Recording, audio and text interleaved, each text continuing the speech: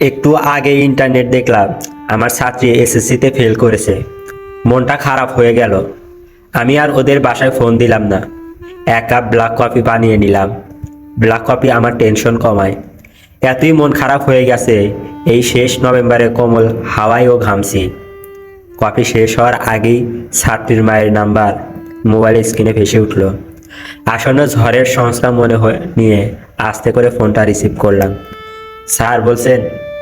থমথমে একটা নারী কণ্ঠ শুনলাম। জানি এটা ছাত্রী নিশাতের মায়ের কণ্ঠ।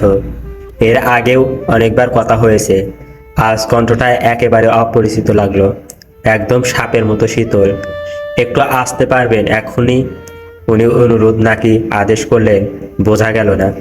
আমি মরিয়া হয়ে উত্তর দিলাম, আমি জানি ওর রেজাল্ট আসছে। একটা ঝড়ের প্রস্তুতি নিয়ে নিশাতের বাড়ির উদ্দেশ্যে রওনা হলাম। 2 বছরে প্রায় 50,000 টাকা ওদের থেকে পড়িয়ে নিয়েছি। মোবাইলে ব্যাংকের ব্যালেন্স চেক করে দেখলাম 77,000 টাকা আছে। মনে মনে ঠিক করে নিলাম নিশাতের বাবাকে 50,000 টাকা ফিরিয়ে দিব। স্টুডেন্ট পাশ করেনি, এই দায় কিছুটা আমারও। যদিও কোনোদিন আমি চেষ্টায় ত্রুটি রাখিনি, তবু টাকাগুলো ফেরত দেব। কারো রক্তচক্ষুর পরও আমি করি না। ভাবতে ভাবতে নিশাতের গেটে রিক্সা চলে এলো। অপমানিত হওয়ার আশঙ্কা নিয়ে দুরু দুরু বুকে বেল বাজালাম। ভিতরের অবস্থা মেঘ ধমধম। ড্রয়িং রুমে নিশাতের আব্বা বসে আছেন। সব শুনশান। এত নীরবতা গায়ে কাটা দিচ্ছে, সময় কাটছে না। ঘড়ির কাঁটা যেন ড্রয়িং রুমে স্থির হয়ে আছে। চাইছি এখন একটা ঝড় উঠুক, মেঘ কেটে যাক, কিন্তু না, কেউ কথা বলছে না।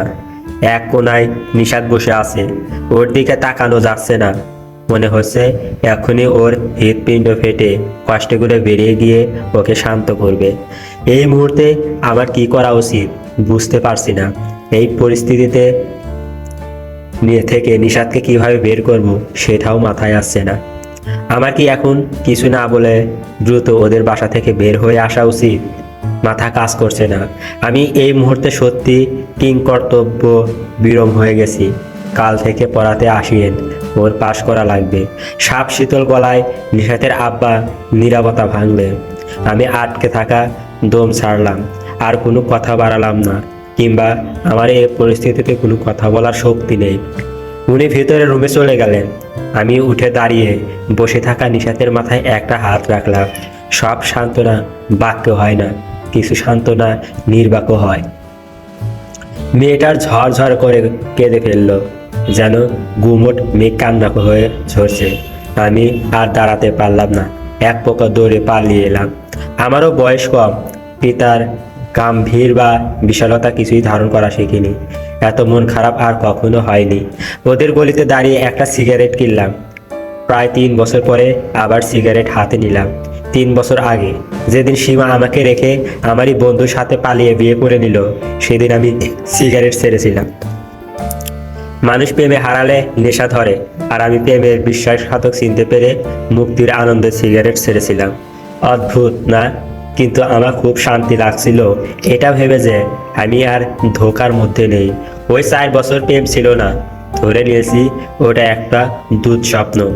বাসায় এসে নিশাতের আইডিটা আনব্লক করলাম। তারুণ্যের প্রেম বড় বাঁধ ভাঙা আবেগে মোড়ানো থাকে। পড়াতে গেলে আমি ওর চোখে মুখে শুধু প্রেম খেলা করতে দেখতাম। মুখেই কিছু বলতো না, কিন্তু ওর সারা মুখে প্রেম মাখামাখি হয়ে থাকতো। এত নিষ্পাপ, এত পবিত্র, এত নির্মল, আমি দেখলেই ভয়ে কেঁপে উঠতাম। এত নির্মল নিবেদনের যোগ্য আমি কোনোদিনই নই। আমি নিঃশব্দে এড়িয়ে যেতাম। নির্মল প্রেম মারিয়ে যাওয়ার দুঃসাহস আমার যেন কখনো না হয়। খুব সাবধানে পথ চলতাম। প্রেম থাকুক, তবে ওই প্রেম যেন আমার মনে না লাগে। নিঃশব্দে নৈবদ্য কুড়িয়ে নিতাম, এমনভাবে যেন বিরেতাও টের না পায়। প্রেম যে আমার মর্মে লগে, এ যেন নিশাত কোনোদিন টের না পায়। খুব সাবধানে থাকতাম।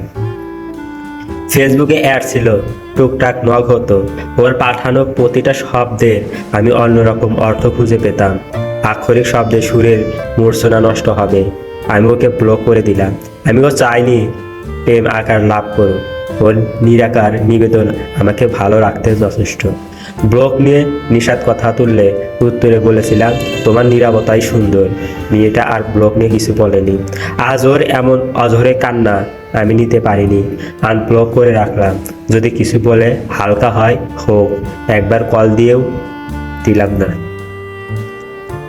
রাজে ব্রাজিলের খেলা আছে, এত পছন্দের দল, কিন্তু এখন আমার খেলা দেখারও মুড নেই। মাথাটা ধরে আছে, একটা ঘুম দরকার। কখন ঘুমিয়ে গেছি টের পাইনি। ঘুম ভেঙে গেলে মোবাইল হাতে নিয়ে দেখলাম ভোর 5:20। ও মা, সত্যি নিশাত কিছু একটা টেক্সট করছে। ক্লিক করতেই দেখলাম লম্বা মেসেজ। স্যার, আপনি চলে যাওয়ার পরও সব ঠিকই ছিল। আব্বু ভাত খেতে ডাকলেন, আমার খাওয়ার রুচি ছিল না, পেট ভরা রাখছিল।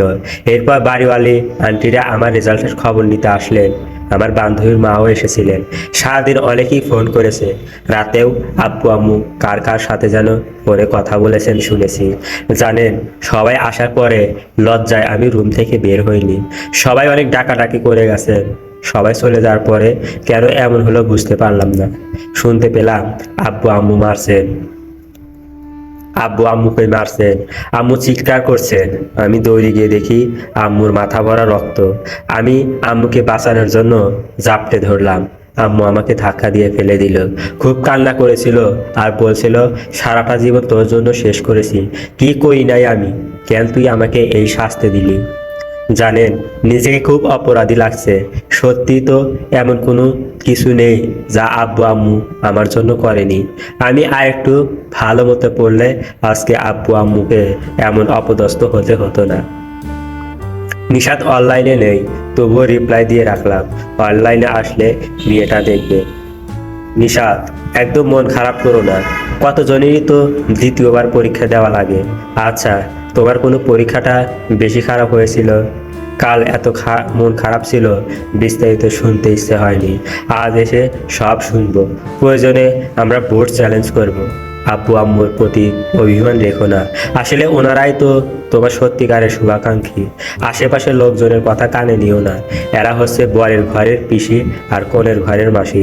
তুমি বুঝলে তো আমার কথা? এই প্রবাদের অর্থ তোমাকে এসে পই পই করে বুঝিয়ে দেব। ভালো থেকো, এখন রেস্ট করো। এরপর থেকে আমরা নতুন উদ্যমে পড়ব। বিকেলের দিকে নিশাতের মায়ের মোবাইলে কল দিলাম। কখন যাব সেটা জেনে নেওয়া দরকার। ওই পাশ থেকে এত শোরগোল হচ্ছে, কিছুই বোঝা যাচ্ছে না। আবারও কল দিলাম, একই অবস্থা। থাক, আর কল দিব না, গিয়ে দেখি কি অবস্থা। নিশাতের গলিতে রিক্সা গেল না।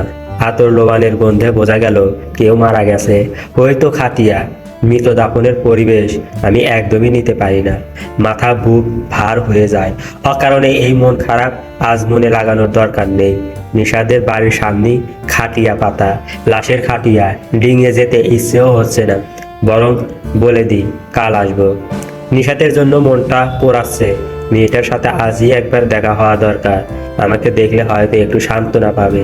এইসব ভাবতে ভাবতে এক পা দু পা করে কখন যেন নিশাদের বাড়ির সামনেই ছোট্ট জলটার কাছে এসে পড়ি। কে মারা গেছে জানতে ইচ্ছে হলো না। জটলা কাটিয়ে বাড়িতে ঢোকার মুখে নিশাতের আব্বার সাথে দেখা। চোখাচোখি হতে উনি ডুব দিয়ে কেটে উঠলেন। পড়ে যাচ্ছিলেন। আমি উনাকে জড়িয়ে ধরলাম। এখনো বুঝতে পারছি না কি হয়েছে, কে মারা গিয়েছে। এটুকু বুঝতে পারছি ওনার কাছের মানুষ কেউ হবে। মনে মনে নিশাতকে খুঁজছি, কোথাও চোখ পড়লো না। হয়তো মৃতের জন্য কোরআন শরীফ পড়তে হবে।